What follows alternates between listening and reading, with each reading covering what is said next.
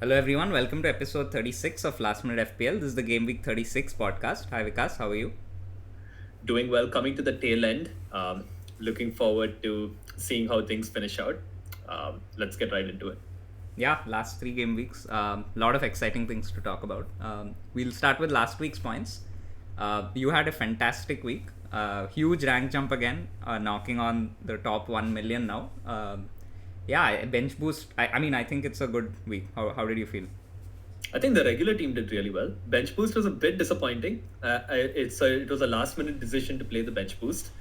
I think there were certain fears that going into the last week, there might be a massive rotation, but I think I have a small bit of regret playing it the, because I also think that there's a lot of possible opportunities for game week 38 because of the slight fixture change. And also bench boost all about incremental points, but nevertheless I think it's out of the way, so not complaining with 76. Makes sense. Yeah, I think given where you were, being 1.1 million is last few weeks have been amazing. Like you went from 2.9, 2.5. Yeah, and I think bench still did okay. Like 13 points in a single game week is kind of like 26 in a double game week if you think about it that way. And Isak captain being a differential and coming through. Your transfer in was Bowen, right? Like that also coming through, and double City defense. Great week. Yeah, overall very pleased. Cool. Yeah, especially because like all three teams got a green arrow, and just look at the difference in our points. So you got 76, and then second this week was me with 58. So almost 20 points lesser, and it was still a green arrow. Yeah, I'm also relatively happy, but it could have been an incredible week with Glasner getting 9 points, but there was a brief moment where he was on 19 and Munoz was on 7. So close to greatness, but yeah, I will take it, some return at least, and 58 points up to 171k, both Mbumo and Visa, my transfers in both returning, so pretty happy with that. Yeah, let's see how the last 3 weeks go. Yeah, and up to 170k, that's an incredible rank for where you were. I think top 100k definitely on the cards with the assistant manager still in play. That's the hope. I think since I started playing seriously again, I haven't finished outside the top 100k in the last 7-8 years. So I would be very happy. I'll take that right now if that was on the table. Moving on to the AI team. AI team got 53 points, which is still a small green arrow up to 8.8k in the world. Still in the top 10k with 2 weeks of chips left. Similar to me, Glasner could have netted a lot more points, and Munoz losing a clean sheet, especially because Palace got 2.6 xg that game. But at least Eze got 10 points for the AI team. Captaincy was a fail with Salah and Liverpool not doing well against Chelsea, but overall good position, and it's top of the league as well.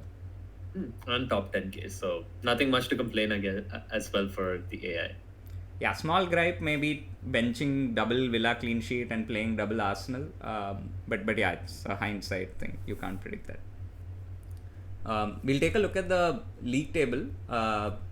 Small gap now between first and second. 19 points, not much in it. But the AI team is has some head start now with 2 chips left as well. Conte and Alan Evans right behind. But yeah, some gap has been created.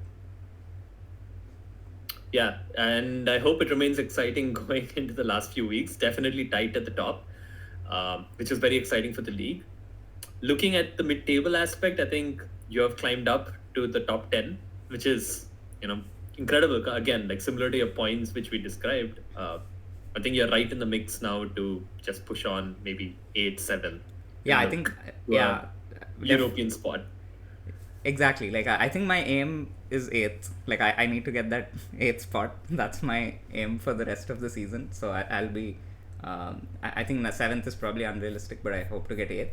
And you've also made some progress despite so many people being added to the league. You've gone up to 27th, and that 25th that we spoke about is not so far. You're only 8 points behind.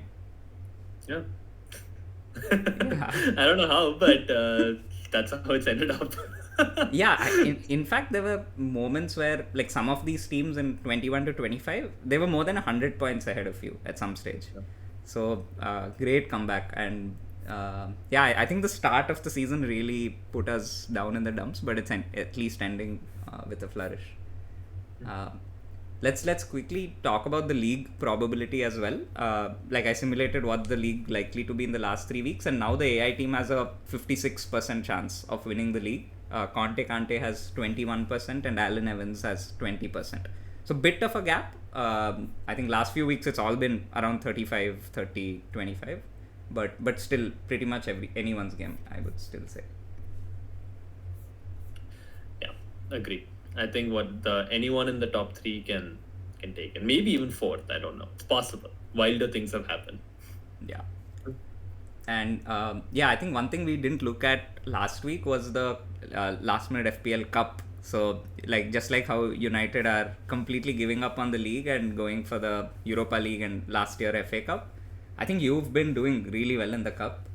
Round of 16, you thrashed Jamgo by more than 30 points. And you're in the quarterfinal. The AI team is in the quarterfinal.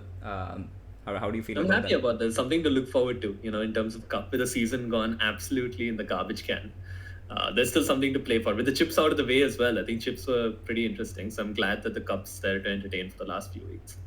Yeah, turns out I got knocked out of the round of 32, even though it was the free hit week. So my free hit didn't do well against another free hit. But yeah, happy to see both. I mean, maybe the AI team can do a double. That would be incredible. Yeah, I hope I just run into the AI team for the final. Yeah, that'll be a great derby. Cool.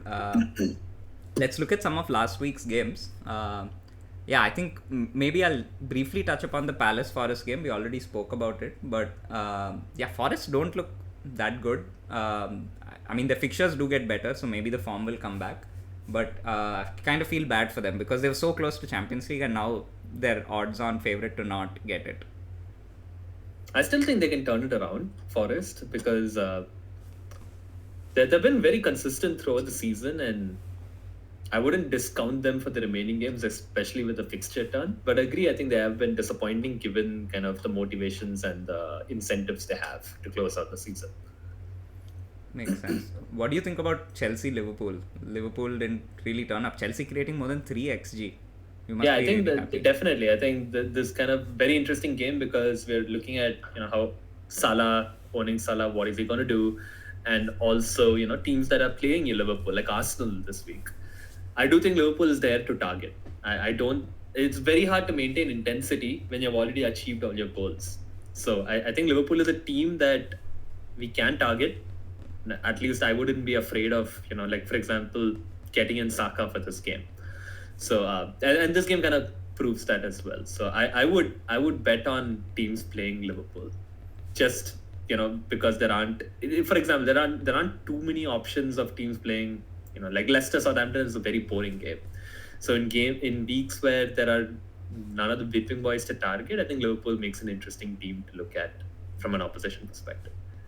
Yeah, I think that's an interesting take because there's another player in the game now. Haaland is back, so maybe you could even, like, if you want to completely go against the grain, if you're chasing rank or chasing a mini league, you can get rid of Salah and get Haaland because they have 3 good games. Yeah, makes sense, especially, or even Salah to Saka. Like maybe not this week, but the week after this, because Arsenal will still play for the Champions League, and for people looking for money, it's an easy route to money there.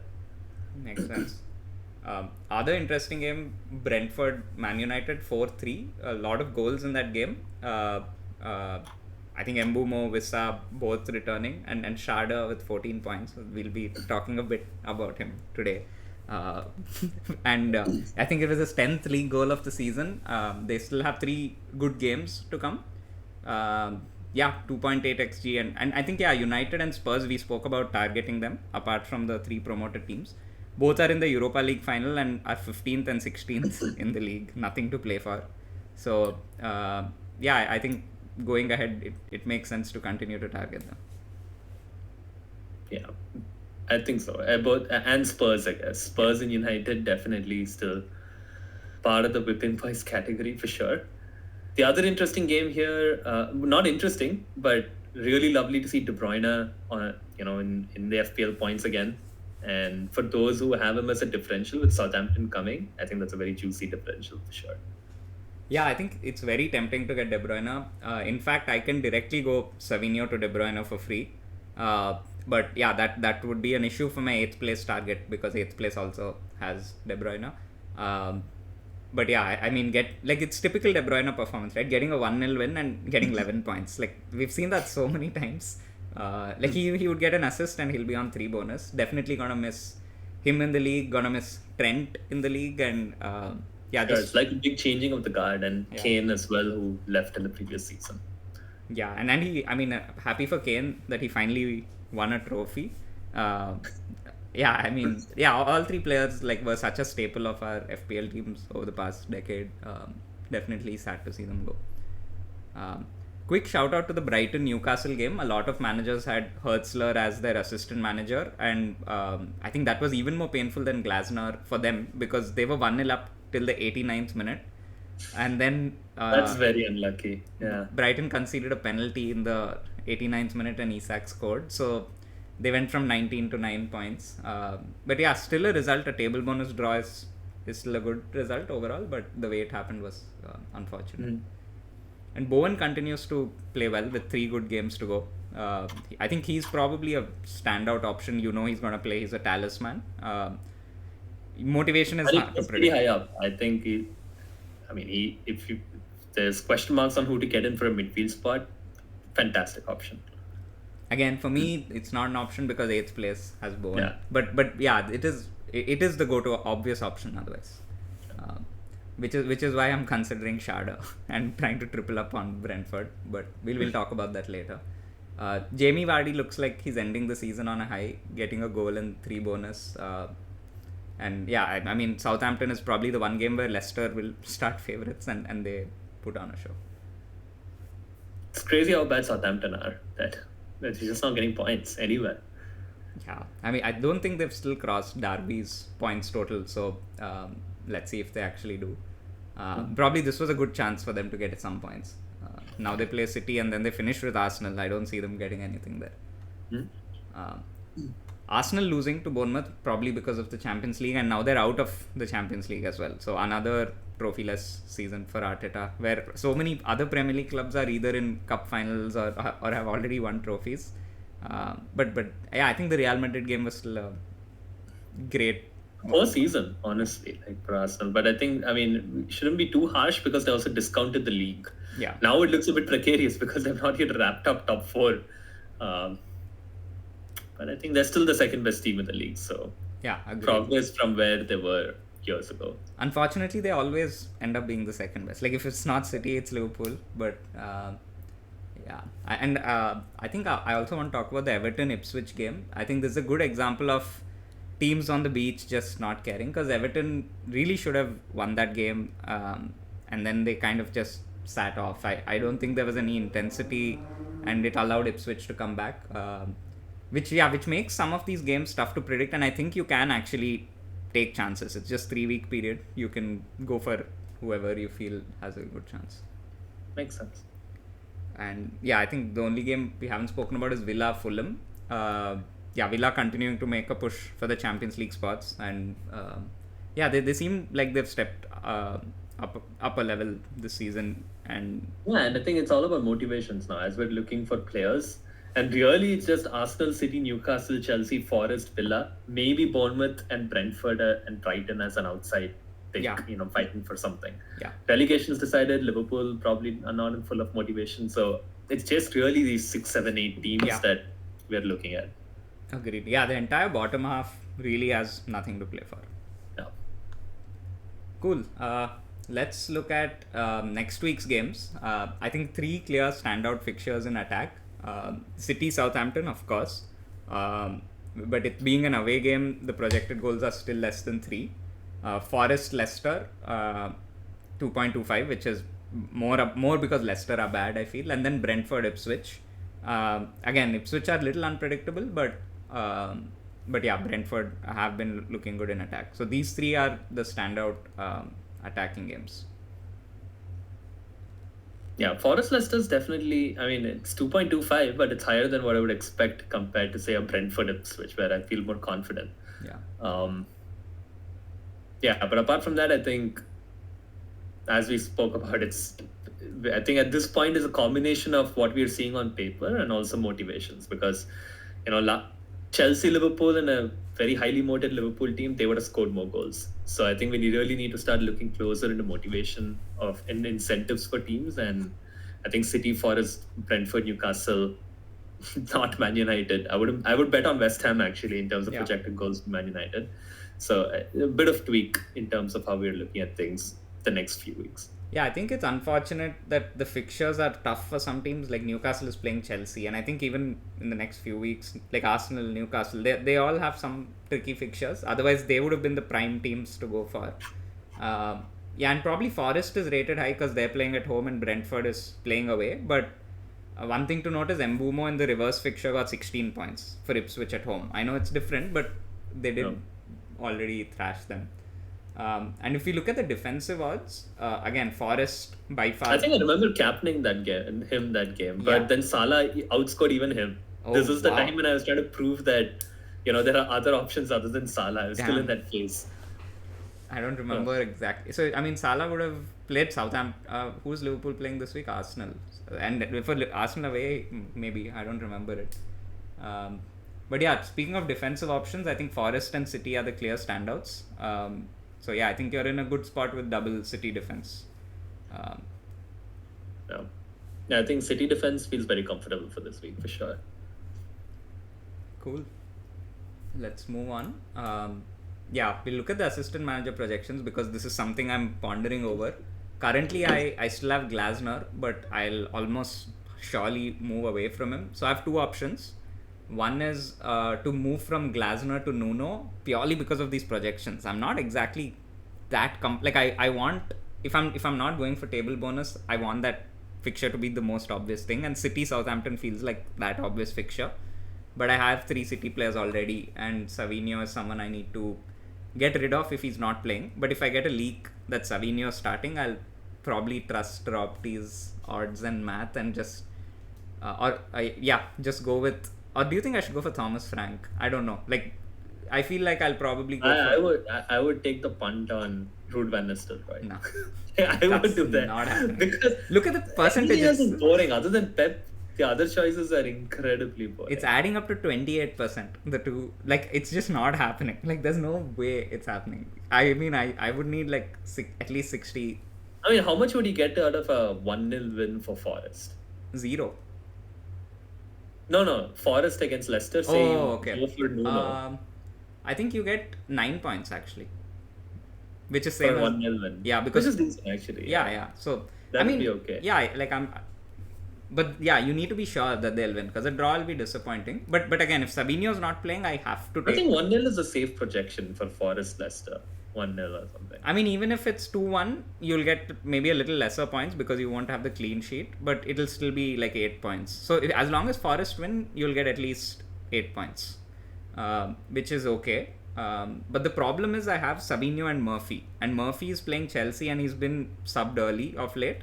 And Savinho's just not been playing. So I probably have to get rid anyway. And I don't want to keep Glasner against Spurs. It doesn't seem... I think maybe it makes more sense for Thomas Frank then, because Brentford probably will score more goals. And you can then...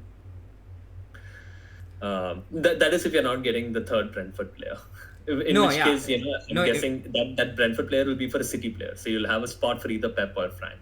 Yeah, I mean, if I'm not getting Pep, then I don't need Schade. The only reason I'm looking at Schade is because I need, if I want to get Pep. That's the only reason. Yeah, then I think I'd feel more excited with Thomas Frank, I think, than no. Yeah, even me. The only thing is Ipswich have been the one team out of the 3 to put up a surprise, and at home they have been slightly better. And Leicester have completely been garbage. But the problem is Forest's attack also has been toothless. So some things to think about. I think if Savinho's benched, my decision becomes easy. McKenna has a 40% chance of table bonus. Does he? Yeah. Oh, that's not... Yeah, I probably shouldn't go for Thomas Frank then. I think I feel I'll probably just go for Pep. It's unfortunate I have to take a hit, but projections say that Pep is anyway 4 points more than Glasner, and I don't think Glasner will win against Spurs because even they don't really have a reason to play. But yeah, like I just hope that Savinho's benched and I can comfortably sit with Pep and hope for like an absolute thrashing. Cool. Yeah, and the thing is, I am looking to get Sharda, which just sounds like a wrong decision, I know. But with 3 games to go, fine. I mean, with 3 games to go, I think you can be more aggressive and play without having to think too long. Yeah, and they have good fixtures, and but he is someone like Murphy. He gets subbed around 75 minutes, 80 minutes, which is not ideal. But yeah, the problem is I don't want to get Bowen, I don't want to get De Bruyne purely because if I'm chasing, then I want to go a little different. Yeah, I just hope it doesn't bite me back, and in game week 37, I'll probably go for table bonus. So hopefully that's where I can gain. And it was very frustrating this week seeing there were so many possible table bonus games. Wolves Brighton could have been a table bonus game. Like that's 34 plus 28, 62%. And Everton Fulham was almost a table bonus game. And all of them just fell away at the right moment. And we were left with just Southampton, Leicester, Ipswich, which is the worst. I mean, it's okay in terms of City versus Southampton, but no big gains possible. Yeah. Cool. Let's look at the fixtures. Last 3 games left. Yeah, I think the teams with easy fixtures are not necessarily the most exciting. Ipswich, Everton, Forest, maybe Forest defense if they step up is good. Although the stats haven't been great, and I don't think a defensive transfer at this time of the season is like unless your attack looks great, probably best not to focus transfers there. And City and Brentford, I think attacks will do really well in the last 3 weeks. Yeah, agree. I think if you're just looking long term, then Brentford, City, and Forest definitely would be the ones to go for. The interesting thing here is Game Week 38, where there are a few different teams with really good fixtures. So I think there's also an argument that you don't really, I mean, if you can save transfers, and then attack that Game Week 38. Because, I mean, sure, like Forest may score against Leicester, but it's hard to predict who's going to get the points against Leicester with Forest. So I don't see getting Forest as essential either. Yeah. Yeah, and Bournemouth has Leicester in 38, Arsenal has Southampton in 38. Could be some good fixture turns, especially because in 37 a lot of these teams have tough games. Like Bournemouth has City and Arsenal has Newcastle. Like maybe the best jumping on point is 38, and if you can save transfers. I think the only team that's really tempting is Brentford. Like if you don't have Brentford, I think you should definitely invest in getting some Brentford. Maybe City defense or Haaland could be okay, but risky at 15 if he doesn't play because there are only 3 weeks left. I also think Villa is a good shout. They are playing Spurs and United in 37 and 38, who could either be like they'll either be preparing for the Europa League in 37, and 38 they'll either be depressed or hungover. And in 36, Bournemouth away is slightly tricky, but they have Champions League to go for. So maybe someone like a Rodgers is still a good option. Watkins is still getting subbed early. I don't know why. But maybe I should. Do you think I should look for Rodgers instead of Sharda? I think Sharda is more exciting for some reason. I think so too. I think Rodgers is a bit of a boring move for sure. Yeah. Cool. Yeah, and it's unfortunate that Newcastle, Chelsea, Arsenal are all like at the bottom. Look at the fixtures they have. They're all playing each other, kind of. Yeah, it's unfortunate. Yeah. But that's very exciting for the Champions League race, though. They can all take points off each other, and Forest has a good chance. Sponsors. Yeah. Cool. Let's move. And Southampton has the toughest fixture. That's so sad already. They are. Okay. Maximum they're getting like one more point versus Everton. That's it. That's that season. Very unfortunate. Let's look at the point projections now from the AI team. Isak's still at the top despite some tricky fixtures, and Haaland is back and second in the projections. Cunha, I think, is a good differential. We spoke about Visa and we spoke about Wood, but Cunha, I think, is actually a good differential to go for if you're chasing. And then Visa and Wood. Maybe Evan Nilsson is also someone I look at, but no one beyond that. Yeah, I think maybe Marmoush. outside this list, I can't think of anyone else. Yeah, Definitely, Isaac is still, an option I really like. Again, because of the incentives aspect, Newcastle could attack. But Vissa is also fantastic. I mean, he's been so consistent this season. I think if I had to get one player, like buy in one player, that would be Vissa. Yeah. Yeah, I think he's going to be very highly owned. Like, whoever didn't buy him last week might be buying him this week. Cool. Let's move on to midfielders.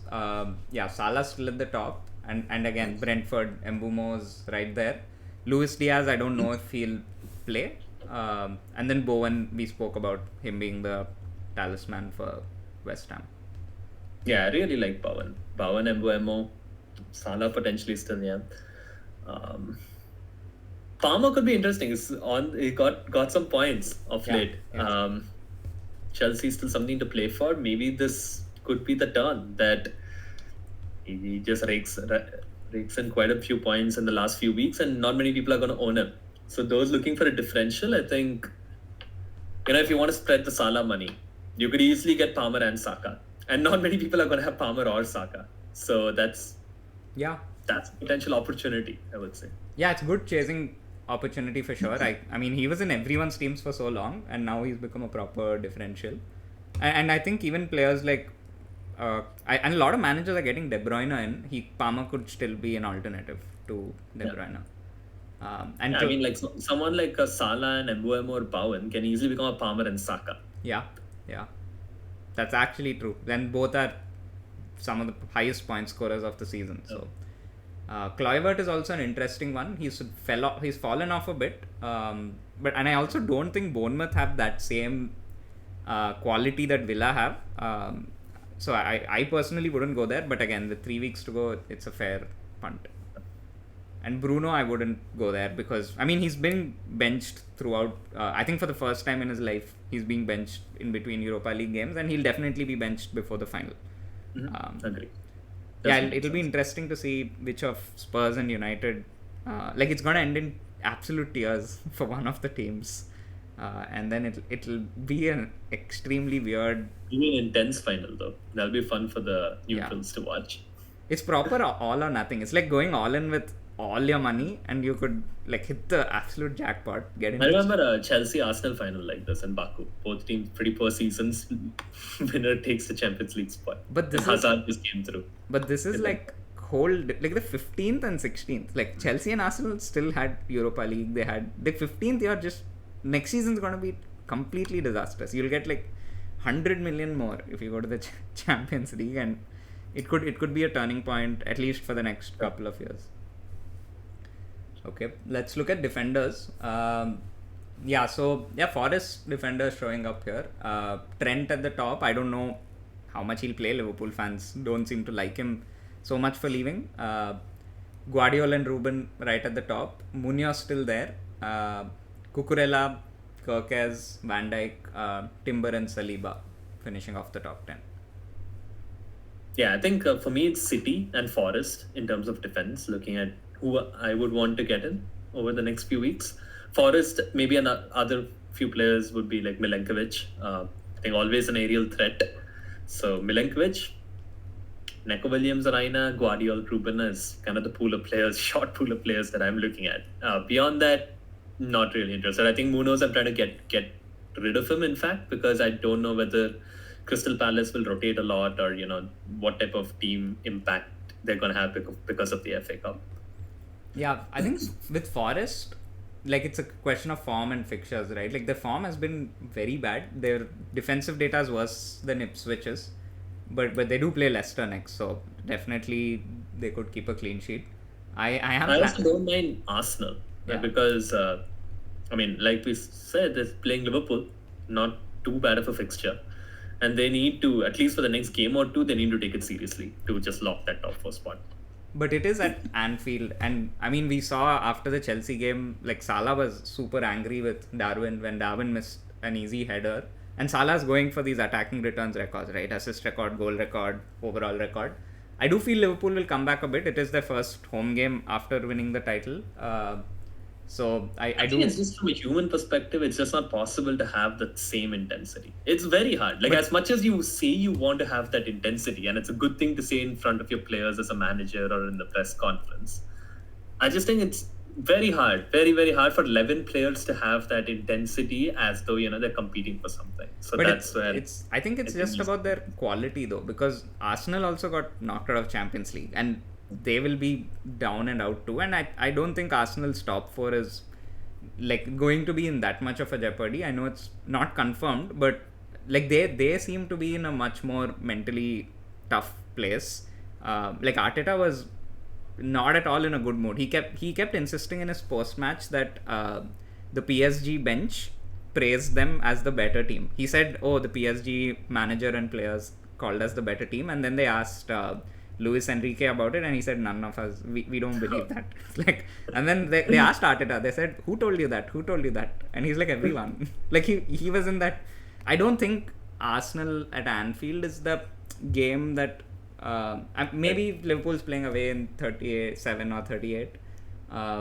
Yeah, I'm planning to bench Kiwior and Raya. Yeah. Oh, right. Cool. Let's look at keepers. If you have like 5 free transfers and absolutely nothing to do and you want to make keeper transfers, the AI team recommends Cells. I agree. Yeah. Completely agree. I think he's definitely the standout keeper. So I would do the same thing. I do plan to target Forest next week. They're playing West Ham away, and I'm predicting that will be the table bonus game which with the most appeal. Because I do feel like Forest have overperformed a lot this season, and they're finally reaching their level. But yeah, this week and I do expect them to still do well with Leicester. I might end up with a Forest manager this week, so I shouldn't try so much. Cool. Let's look at our teams now. We'll start with the AI team. So the AI team has 2 free transfers. Martinez, Konza in defense, double Villa defense. I do have to actually check. I think actually Arsenal defenders may be projected to get more points, in which case it will be Raya and Saliba playing. I do have to check that. I just assumed, but in the projections we did see Saliba and we didn't see Konza, so I expect those changes. Munoz will play Guardiol, Mbumo, Eze, Savinho currently, Salah captain, Isak, Cunha and Marmoush. Cunha is a good differential for it to have. For sure, yeah. Very unique player. And I think that the transfers are going to be Savinho to Bowen, Glasner to Pep, and captain is going to be Salah. And for free, even Eze is a bit of a differential. Against Tottenham, I could easily see him racking up points as long as minutes is not an issue. Yeah, I think he's been looking really good. Yeah, if Palace didn't have the FA Cup, I might have gone Savinho to Eze instead of Shadow. Yeah. I'm very worried. Like, I didn't even know much about this guy. And now he seems to be the savior. Cool, let's go to my team. I'm in a very similar situation. Like, I am also planning to get Pep with 2 free transfers and getting rid of Savinho. But the problem is I only have 1 free transfer, so I have to take a hit. The way I could have avoided this hit was if I had got Vardy instead of Visa last week. I did think about it, and Vardy actually outscored Visa last week, which is a little frustrating. But I hope that Vardy doesn't continue that form, and I hope the hit is justified. But I will be benching my Arsenal defenders and Newcastle players, and I'll be captaining Mbumo most likely. And then solid. And then Shadow for Savinho. If Savinho, I would go for it. I mean, it's fine. Like, you can always like swap around with Murphy next week. Like, if there's something that comes up, or you can make another transfer. So maybe not, because you'll have to play the assistant manager. I have to optimize for assistant manager. So next week will probably be Pep to Potter. But I mean, I think Murphy's a good enough backup, so I think you can still play it. The worry for me is Sar. He racked up 1.1 xg in the previous game, and he was very unlucky not to get the assist for the penalty. Like, that should have been his assist. But yeah, I mean, there was a when you kick the ball and it's handball, it's usually given to the person kicking it, but there also happened to be a foul last minute just before the penalty was given. So Yeah, definitely, and yeah, I do hope he plays. If not, Murphy will come on, and that's okay. Exactly. Cool. Let's look at your team now. So you did make a defensive transfer. You can make a defensive after talking about how not to make defensive transfers last pod, I think. But the real thing is I didn't know who to get in Forest from Forest because it, like I said, I don't know how many goals they'll score. So I really got Milinkovic just for the potential of both attacking returns because he's a threat set pieces and also the possibility of clean sheets. I just wanted to kind of maximize the places from which I can get some points. Yeah, and I was pretty happy with my front seven. Yeah. Just didn't really feel like there was much need to change that. Yeah, I think your team looks really, really good because the front seven is settled. You have two City defenders, you have a Villa defender, and now I think it made sense for you to make a defensive move. Yeah, I got Munoz out just to de-risk the fact that he might get rotated and so on.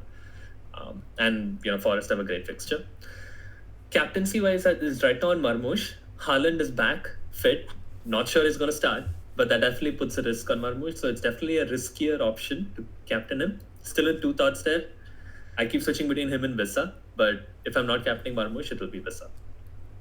Makes sense. And yeah, I like your Rogers pick. It is something I'll think about because Rogers is more of a steady Eddie and he does still have good fixtures. So maybe if I'm not feeling... Just a dependable, reliable player. And who's going to play? He keeps playing. He's a machine. Yeah, it's something I'll think about if I'm not feeling wild to go for Shadow. But yeah, hopefully the AI teams finishes in the top 10k and you finish in the top million. It'll be a good finish to the season. We're all aiming like 1 digit. Yeah. 4 digits, 5 digits, 6 digits. 6 digits. How poetic. Yeah. Cool. Yeah, that brings us to the end of this episode.